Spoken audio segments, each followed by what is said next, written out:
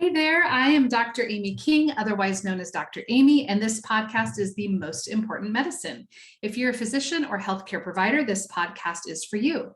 It is where we learn about trauma-informed medicine and ways to build resilience in healthcare organizations, and we do this through stories, the stories of yours and the stories of other people that you work with. We listen to transform medicine with compassion and curiosity and what it means to be a trauma-informed provider. Every time you join me, I want you to hear practical information and leave with tangible tools you can use with patients right away. And today I'm talking to a very special guest and my friend, Dr. David Willis. Dr. Willis serves as a senior fellow at the Center for the Study of Social Policy, and he's a national expert in pediatrics, early childhood systems, and early relational health. At CSSP, he has helped to advance the growing intersection of child health transformation and early childhood systems, building with a social justice emphasis and an early relational health frame. Prior to CSSP, Dr. Willis served as the inaugural executive director of the Peregrine Fund in Seattle, the divisional director of home visiting and early childhood systems in HRSA under the Obama administration, and he is an early brain and child development pediatric leader in Oregon. A 30-plus year developmental behavioral pediatrician here in our hometown of Portland, Oregon. I'm so glad you're here, Dave. Thank you. Oh, Amy, it's so good to be together, and thank you for that kind introduction. And it means I've been around a while. So, we're just sort of at it. We're still, both of us are really trying to move the dial here. Yeah, it's so funny.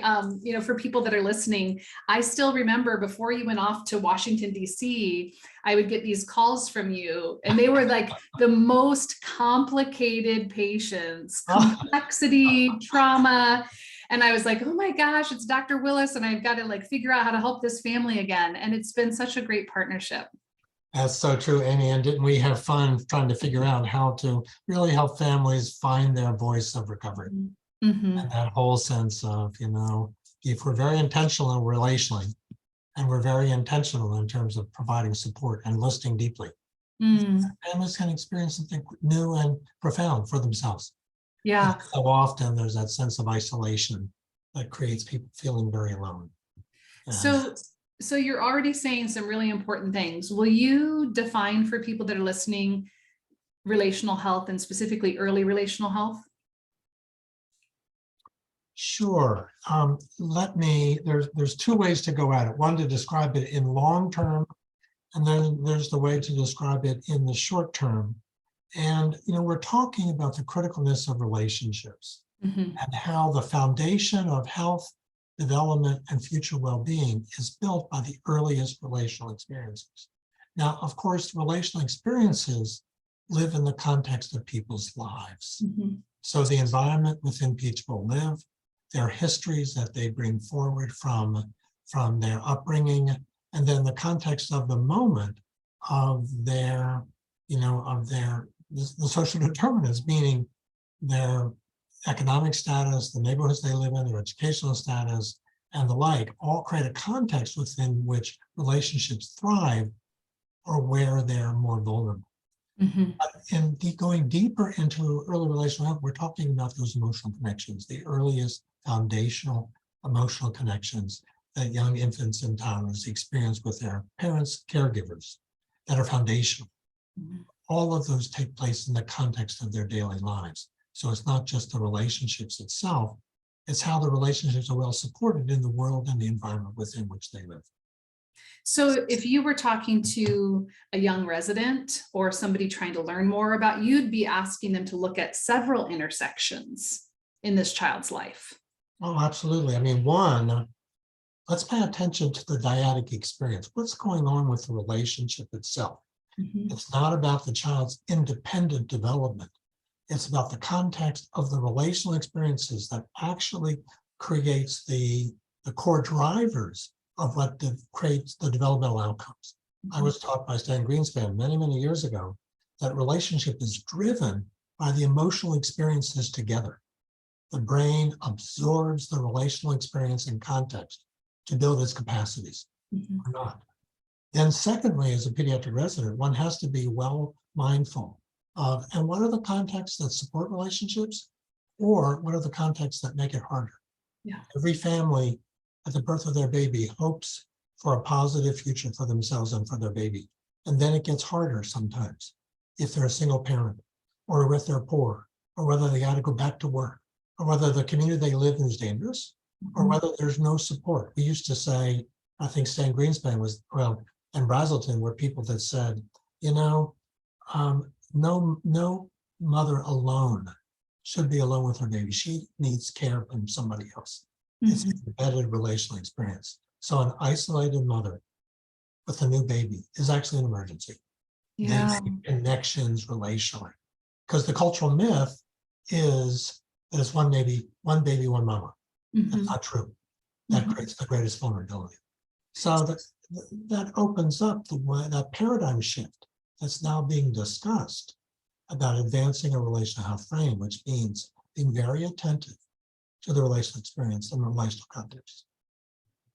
Okay, I want to back up to something you just said. So if I'm a practicing family practice doc or a pediatrician, and I just see mommy baby, right? Single mom doing the best she can. And I just think this is the status, but you're saying this is an emergency. If this mom and baby are isolated, this is an emergency. How do you respond to that emergency? Well, I want to know the context of her life. How are you, mom?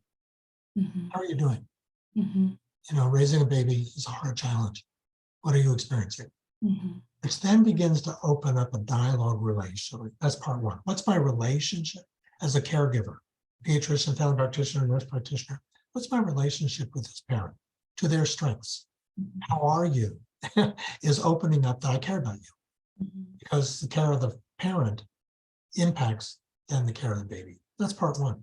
Part two is, and who do you talk with? Who are you connected with? The network of connections really matters. And then before long, if there's little connection, you're going to find frequently that there may be vulnerability to depression. And thereby there may be under that, the vulnerability of histories of trauma. But you can't go straight at it. You've got to have a relationship within which one creates a trusted communication that can open up, how can we help you to feel stronger and more able? So it's really a dialogue in time to try to build those relationship patterns. I don't think, I mean, my daughter's 18, my son's almost 17 or 16. I don't think anybody asked me, Dave, Seriously. who are you connected with? Who are you talking to? Who is your support system? I think they asked me, is your baby sleeping? Are they having X amount of wet diapers and dirty diapers? No, that's old pediatrics.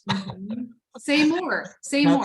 And then the emergent pediatrics comes not only from Bright Futures and in terms of thinking of the context of community and social determinants, but the next stage that was just talked about that came through from the policy statement in August last year that talked about focus on the relational context and partnership with families and communities.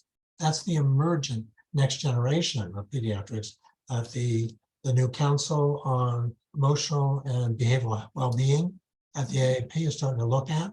How do we begin to promote the well-being of the next generation? So it's opening up that paradigm shift that the relationship matters. The other thing that's striking, Amy, is the data we have now at a national survey level of the degree of loneliness of parents. There's a report from Capita, CAPITA, did survey in South Carolina of young parents. 40% of young mothers were saying that they were lonely. Wow. Oh my gosh. It just makes me weep. Because loneliness and parenting don't go together well, right? And loneliness means, who do I turn to? And then who's your trusted source? Now, it may be the pediatrician. That's the old myth. But there are some families that don't trust the health system.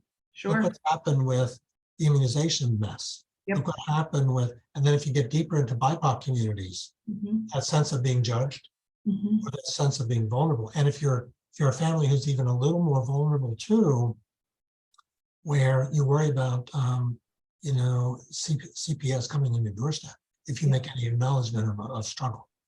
So these are counter forces that make it difficult to be relational. So out of the gate, how do we build a trusted relationship with families? And asking the question, how are you doing, Mom? Is a hard thing, is the first of opening the hearts of connection. Secondly, it's a fact that being connected relationally matters for all of us. Those are blanket statements. You can make a statement. We all know that our connections really matter. What we've all gone through with COVID has been so challenging. We all know connections matter, relationships matter. How are you experiencing that, Mom? What are your connections? I mean, you just, as a normalizing, strength-based view. And she may say, well, I talked to my mom, I talked to my sister, or my neighbor. Great. And you say, those are really important. Because we know the more it is that you're connected, the more it is that it helps you when we all have those good times and those bad times. But suppose she says, well, I'm alone.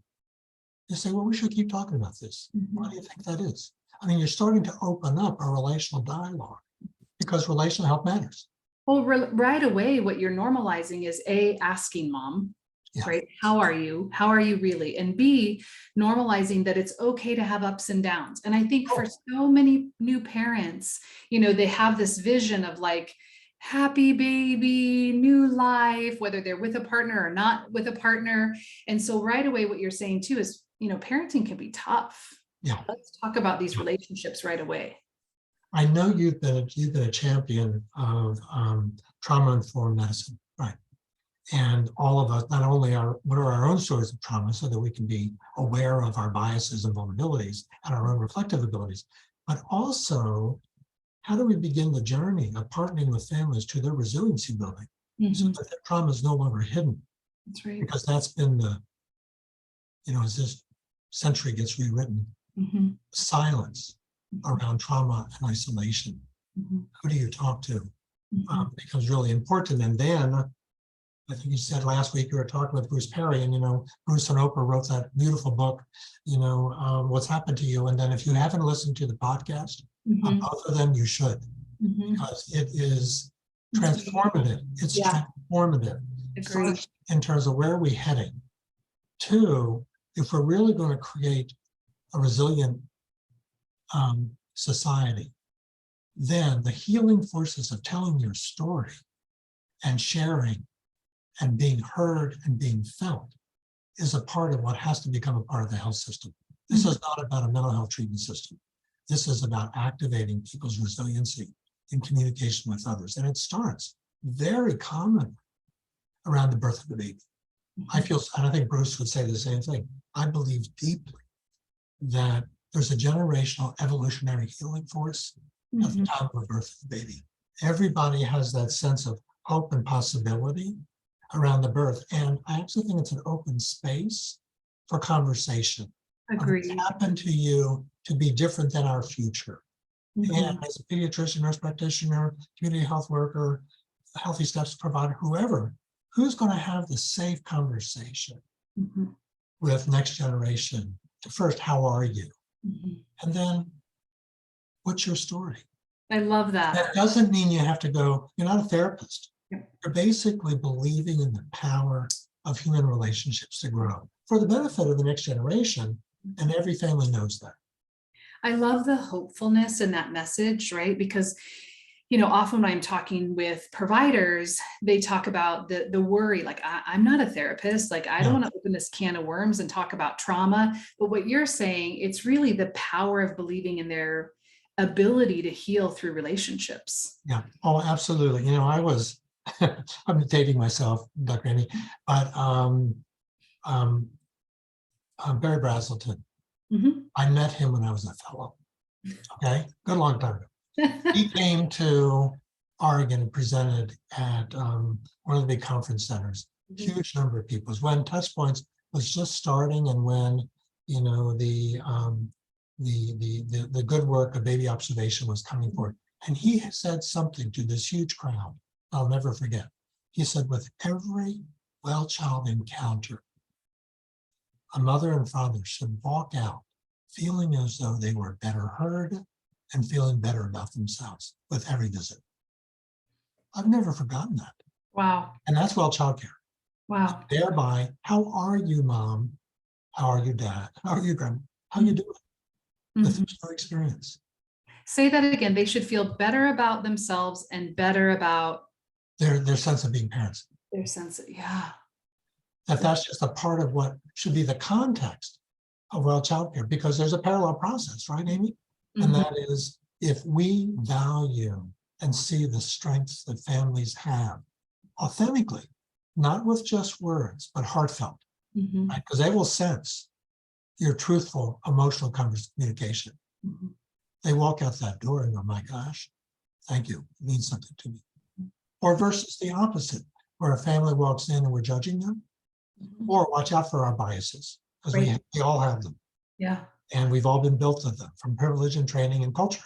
Mhm. You've got to be very mindful of that journey of discovery, of authenticity, and seeing the strengths in every family, Mhm. walking in the room with that openness. And fast forward, there's research that just came out from Ofofsky that said, just telling a mom, you're doing a great job. Let me tell you, and be specific, right? Here's Yeah, one thing I right. noticed today in our well encounter, well child visit, that you did really well. Nice. Just that, Yeah. when you look at her in a year on her scale of resilience, she's more resilient because you told her that a year ago. It's But so often, with all due respect, many mamas and daddies have never heard that from anybody. Mm-mm. Mm-mm. I mean, just imagine that you come in being a new baby, and if you've had a history, well, actually any now in this culture, but many have not had a sense of being valued, Mhm. and thereby someone of our role as a healer, Mhm. right, as a promoter of well-being, that we make comments that say, it's so beautiful with you and the baby together. Thanks for sharing with me. You walk out with something you've never really heard before, and it sticks. And I also believe, and I think you do too, that there's a halo around attachment, Oh, yeah. around the birth of a baby, Yeah. under the oxytocin glow, Mhm. that anybody in that space that makes positive comments goes deeper and deeper into that new brain that's forming in Mhm. the attachment space with a sense of possibility. Mhm. And this Because can be different. this can be different. And we know that, Amy, right? Mhm. Who holds the image? Yeah, It doesn't have to be like you were raised. that's right. It can be something new, and let's keep the dialogue going. Let's discover together. Mhm. And the other thing we're having fun with that early relational health work, because we're doing more and more deep level observational tool development, Mhm. so that we're not only researching what are the key observational elements of a strong emotional connection between mamas and babies that are absolutely observable cross-culturally and meaningful. Mhm. And we're starting to demonstrate that we can spot strong affective engagement. Mhm. We can see that sense of separation reunion in those brief moments of encounters that are predictive of social emotional development and well-being down the way. It's observable, and we scientists, Mhm. as docs, training our eyes, just like we train our ears to listen to the auscultation of a heart. Mhm. We can train our eyes in the relational space to witness, document, observe, feel, and know that the emotional connection between this dear mama and baby and Mhm. daddy or baby or caregiver and baby is moving forward. Mhm. And when it's strong, we can lean in. When we're not sure, we can begin to wonder. Mhm. Again, not in judgment, Mhm. but in promotion. Oh my God, It's phenomenal. It's so exciting. there's so much good stuff that you're saying. I want to reiterate, you just defined physicians, nurse practitioners, PAs as healers and promoters of well-being, Oh, yeah. and that they can hone their observational skills Yep. just like they can any of the rest of their clinical skills. Yep. There's a big difference in language when you say, when they're doing well, you can lean into it. And when you're worried, you can wonder, versus judge or, Or fixing. yeah. Because we jump so quickly in medicine to fixing. Mhm. And sometimes when we're not exactly sure, we want to reassure too quickly. Mhm. And reassurance is not a very powerful antidote, Mhm. right? It's kind of a myth. Reassurance is a little lukewarm. Whereas affirming a parental sense of certainty has huge contributions. So we're right now talking into how does one be a powerful agent of the relationship itself. There are tools that have been built for that process. For example, there's a new training element called FAN, facilitating attuned interactions. It's a process of how to be with yourself and be with others in a learning journey together. We're fine-tuning ourselves as a relational agent. I mean, you and I have been trained in mental health interventions. We know something called the Therapeutic Alliance. We know in the Therapeutic Alliance are skills that we can all learn to be with people in reflective ways that are encouraging their learning and development. Some of that's anticipatory guidance, but that's sharing information. But there's other layers under that that have to do with how does one recognize the strengths that families have and be strength-based in sharing. There's also the wondering, so that like with motivational interviewing, we're curious how the family might see what they might begin to think about or doing in terms of if they're ready to make change. And then back in this relational health space, I want to know how they think about relationships. I want to know from where they've come. Because you're saying that with this lens of curiosity and compassion versus judgment, right? I want to know, tell me more. Like, what were your early relationships like? How would you like this to feel different? That's such a different message to parents than you're doing it wrong. Oh yeah, my gosh. I mean, the worst thing one could say is that you're doing it wrong. And I think the message is already in the room for some parents. Well, it is, because and it's also inherent in the power dynamics. That's right. And I mean, we are to impart our knowledge and judge. I mean, come on, that's the old paradigm. And hence one can understand the vulnerability the families feel in being in front of us, why they may or may not follow through. But the other thing is context. I mean, some of our guidance, what's the evidence base of our guidance to promote relational health? What's the evidence base that supports social, emotional, and relational health outcomes? Recognizing, right, social, emotional well-being is a result of the relational experience. And yet, all of us in public health and you in pediatrics know, the number of children coming to even kindergarten or Head Start already developmentally not on point. Causes all of us pause. What are the forces that do not allow human development to thrive relationally? Then you start asking yourself, what are the public health, what are the societal policies or perspectives or cultural myths about human development? Right back to the sense of isolation, the sense of individuation, independence, that hyper-individualism that we're all wrestling with, which is counter to the critical relational elements that are necessary for the emergence of social emotional well-being out of safe, stable, and nurturing relationship. So then you're right into be careful about recommendations. Ask yourself with every parenting recommendation, how well does it support the relational context? Oh my gosh. And now you're into the thick of it. Yes. Yes. And I get nervous. I mean, I've been in this business for, as you, 30 years, and wondering hard about one, why are our kids not doing better? And then two, why do we have a mental health epidemic, which is code for trauma or resiliency failure? Three, isolation. Okay. Then you start asking yourself the question, how are my anticipatory guidance recommendations? Or how are my beliefs about this, the development of the early childhood? How are they relationally centric rather than individuation centric? And you get to some really interesting, then start asking the question of natural resiliencies in families. Asking yourself, are the networks of support around families and communities, how do they help? The generational wisdom, the community wisdom, the cultural wisdom, or some of the instinctive knowing that I wish things were different than they are, that have been really all of us feel, but compromise about. It's a really interesting moment of So discovery. you have these, I think, often early practitioners or maybe even late adopters of trauma-informed care, we'll call it, or hesitant, maybe appropriately hesitant or skeptical. And what I often hear is, I have these things to get through in a well child check, whether that's 6 months or 1 year or 5 years or 12 years. And what I'm hearing you say is, hold on. Slow down. The most important thing here is relationship and context of relationship and being curious about what does this connection look like? Oh, I mean, it's so true.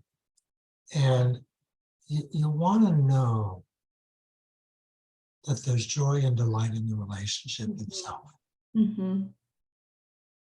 You can see it, I can see it. I can feel it, you can see it. Tell a story about when, either a time when you saw it and it was so present you couldn't miss it, or so absent it just hurt your heart. In the absent part, if you walk, I can remember walking into when I was in well child care, walking into a 6-month visit, and that little baby, there was no smile at me. Mm-hmm. I knew Mm-hmm. that there was maternal depression or worse in that room. Mm-hmm. On the other side, when I walk into a room where a mama and a baby, mother and a toddler, I can feel in an instant by the eye contact, by the turn taking, by the shared delight between them, and I'm a witness to their relational joy moments. It's like, next case. But I've trained myself to know what I'm looking at and what I need to watch out for. For me, we were all built with that sense of the 5 milestones of child development. Walking, talking, fine motor, gross motor. Then there was this funny thing called social emotional development. And I spent my whole career trying to figure out what is that. And it was Greenspan that turned it upside down, because he said that social emotional development is driven, and all the developmental milestones are driven by the affect in the relationship itself. So the relational context became the driver of each developmental domain. And the outcome of that was emotional, solid, relational, the regulation of emotion, and the ability to socialize and engage, and then all the turn taking of cooperation, empathy and awareness and participation. Those are outcomes of that relational space. Yeah. Does that make sense? So Yes. it's like, it's turning the paradigm to focus relationally, because we also know that the relational pattern shapes the regulation system of stress regulation, right? And the stress regulation with your baby, 6-month-old, 12-month-old, is in that recovery process of exploration, recovery. Each emotional state needs a co-regulation experience with somebody. Babies don't learn to regulate fear alone. They don't learn how to regulate anger alone, although we use timeout, right? That's a problem. We don't, the regulation of support for attention, and then doubt. All the different emotional experiences require relational context to develop their solidness. And then some of our parent guidance doesn't always do that. So much of my early work, when I was doing developmental peds, families would come into me with their child being aggressive, a little toddler hitting them. And and they wanted to know how to control it. Well, I found myself trying to think about what's driving it. Yeah. Is it that they don't have enough positive attention? Like they're in childcare all day and then they get picked up, they come home, and mom wants to go get changed. And the little kid just wants to sit down on the floor and play to get a relational refueling. I mean, sometimes the patterns that we witness are begging for a relational context of recovery. What I often underscore for parents and for providers when I get to train them is, whenever possible, just pause and focus when they're wanting to eliminate, extinguish, address behavior. Just pause and focus on regulation or compliance. Right? We just regulate first, and it in this co-regulated space. I think that's and the beautiful thing as a provider is that you can model that with the parent, help them model it with. I mean, it's like this really beautiful symbiotic relationship that can occur. I know. It's really phenomenal. And you're exactly right. Regulate first and regulate in the relationship. And always think, what I witnessed in practice was that so often the feelings that young children were having because of the separation experiences are not attended to. And thereby so much of the behavioral challenges have a lot to do with insecurity and a lot to do with not being connected enough. So that sometimes the earliest intervention patterns of strengthening relational health were to attend to more relational in-time moments, which would decrease the sense of stress and dysregulation for the child's behavior. So the sense of being connected really mattered as a promotion prevention activity. So back to the medical home with every visit, wondering about how they're connected. What are they discovering about their connection? How are they, what is most delightful in their experience? What are the challenges? Why do you think that is? What do you think the relational patterns are that really matter? So much to unpack there. And families love this. Oh, absolutely. And when they get it, you just see the light. They light up. Yeah. Because it's inherently what they want, right? I mean, I've yet to, in my decades of work, met a dyad, a mom, a dad who didn't want their baby to be happy and healthy and thriving. Often they've lacked a mouth. It's so true. And Amy, you've discovered it, I've discovered it, that when there's a relational focus in the family, children can help develop parents too. It's a bi-directional process. I know parents come at it, with certainty and knowledge, especially now where so many parents have never had the experience of being with young kids. Yeah. It's a discovery process. If one is attentive to the relationship and co-regulation and being in the moment and feeling and being connected with some moments of what we call those moments of connection, those brief moments of reading together, those brief moments where your little child is your little helper, those brief moments of when you actually do some activity together briefly, that sense of being connected has tremendous power. So it doesn't mean you're playing and talking and interrupting constantly. Right. Or for hours and hours. No. But for moments of connection. Will you say more, Dave, about this idea of delighting in? We know what delight feels like. And it's bigger. It's not about happiness. It's about the joy of knowing and connectedness, which includes, a sense of shared facial expression, shared eye contact, and the joy of knowing that the connection's meaningful to them and me. It's a deeper feeling state than just I'm happy, which is, for me, delight is in the relationship than in me as an individual. And there's some really interesting evolutionary work about emotional development in humans. This book that's called Between Us. It talks about emotions actually being between us, not me and the individual. Yeah. Cultures that are more not individualistically focused, but really collectively focused, view that the relationships, that the feelings that matter, the emotions that matter are in the dyadic experience. It's not about my emotion being happy or my being proudful of my own independence. It's in how we together feel the experience of that delight that is meaningful to both of us. Between us. It's between us. It's incredibly powerful. And transformation of view. And if you'll indulge me for a second, just for people that might be listening and think, oh, this is for little kids, this is for early dyad work. So I was out to dinner with some friends, and you can imagine, similarly to you, right? I get a lot of questions about parenting and relationships. And I was saying to this person who was a little bit more closed off and hadn't experienced a very good childhood, and now was really trying to create meaningful relationships with her kids. And I was explaining this concept of delight. And I used Brothenbrenner's, one of the quotes that he said, somebody's got to love this kid like crazy. So they can learn to love like crazy. And I just love that. And she got super tearful, Dave. And she said, I don't think I was ever delighted in.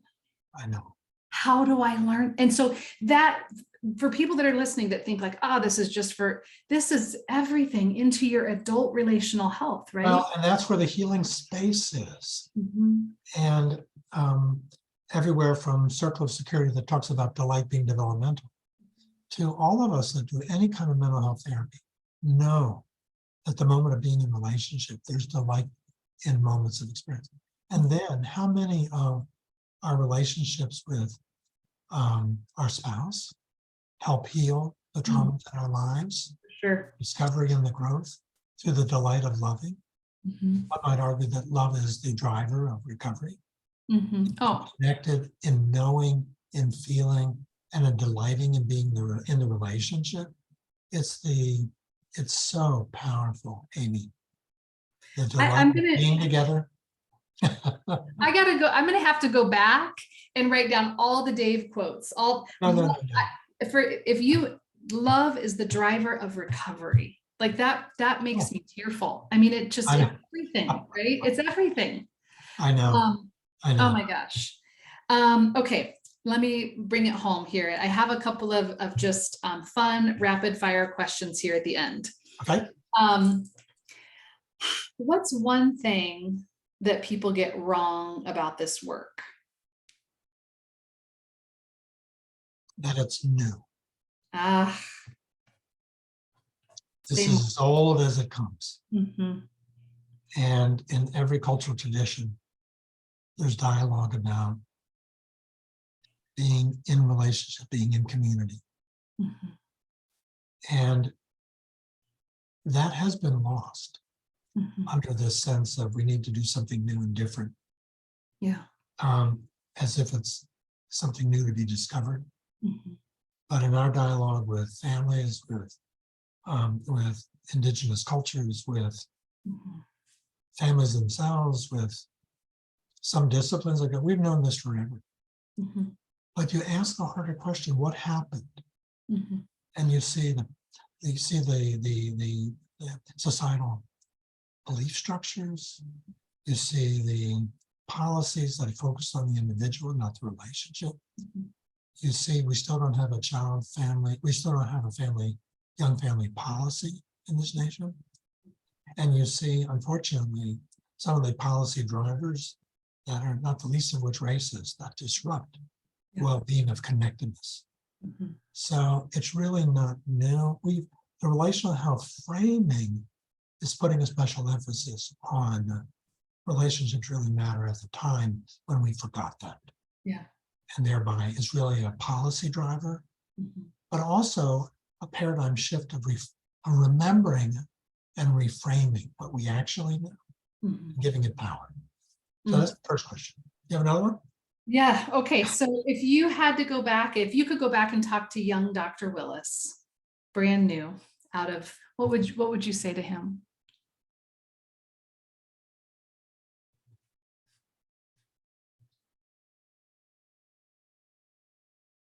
That's a wonderful question. It's loaded at the level of follow your passion to what the science is calling you to know better and know more of. Mm.